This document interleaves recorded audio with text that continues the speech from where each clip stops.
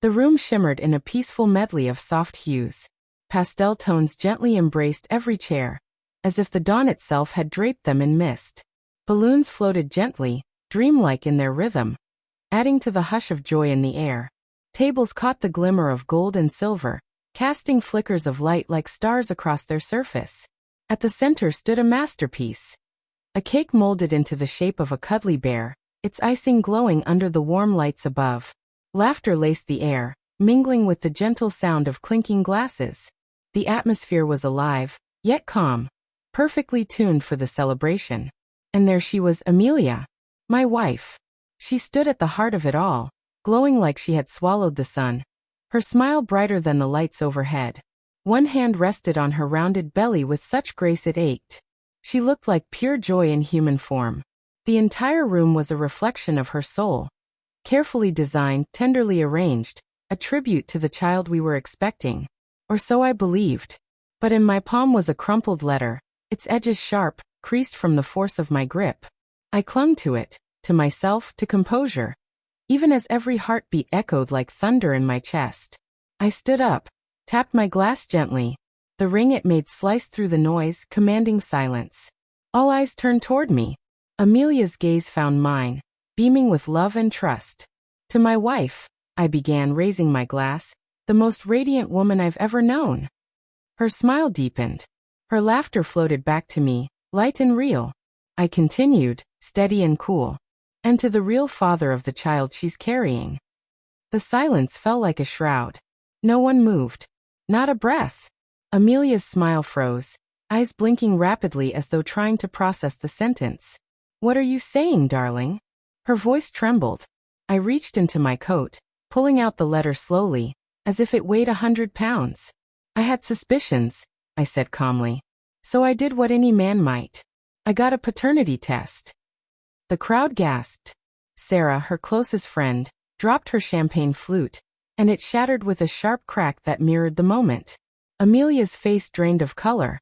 She swayed slightly. Michael, this isn't funny, she whispered. I held her gaze, unflinching. Would you like me to read the results? I asked. 8 weeks ago, doubt had crept in, a sliver of unease that grew roots. I wasn't paranoid by nature. I never checked her texts. Never questioned her stories. But something had changed. Her glances were quicker, her words more careful. Her phone never left her side. And then one night, it lit up while she slept. One word. One unknown number. But that was all it took. I didn't rage. I didn't scream. I hired someone discreet. A private investigator I trusted.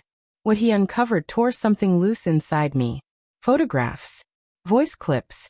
Secret meetings in dingy hotels. And the worst part? The man wasn't a stranger. It was Daniel, my oldest friend, someone I considered a brother. The betrayal wasn't just romantic. It was surgical. Deep. Strategic. Daniel, who knew my dreams, my fears, my heart. The pain was personal, unforgettable. I stayed quiet. I smiled. I pretended. I arranged the baby shower. I played the doting husband.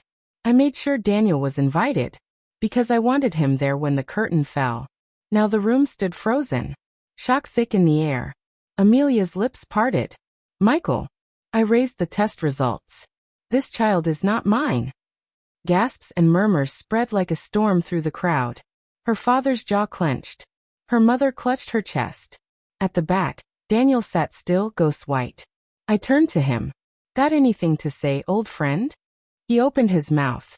Michael, Don't, I snapped. Don't insult me further. I faced Amelia again.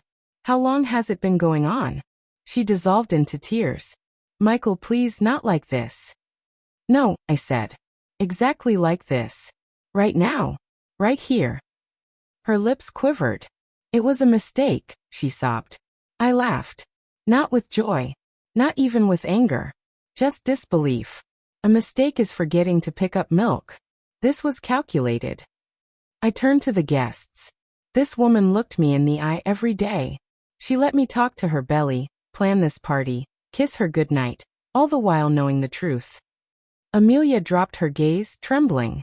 Her sobs were quiet now, helpless. And Daniel. I said, eyes locking on him again. You sat across from me, laughed with me, toasted to my happiness, all while stealing from me. I trusted you. He couldn't even speak. His shame spoke louder than words. I stepped forward and pulled another paper from my jacket. Signed divorce papers. You'll be served tomorrow. Amelia gasped, clutching her chest like it might hold her together. Michael, please. But I was already turning. Already done. I lifted my glass to the silent crowd. To freedom, I said clearly. Then I walked out. The night air outside was cool and clean, slicing through the leftover tension like a knife through fog. My chest didn't feel heavy anymore. It felt light. Not broken, just clear. I made my way to the car, each step cutting ties with the life behind me. Just as I opened the door, my phone buzzed. A message from an unfamiliar number. I'm so sorry. I stared at it for a second. Then I deleted it. Some things don't deserve a reply. With one last glance at the glowing house behind me, I got in and drove away.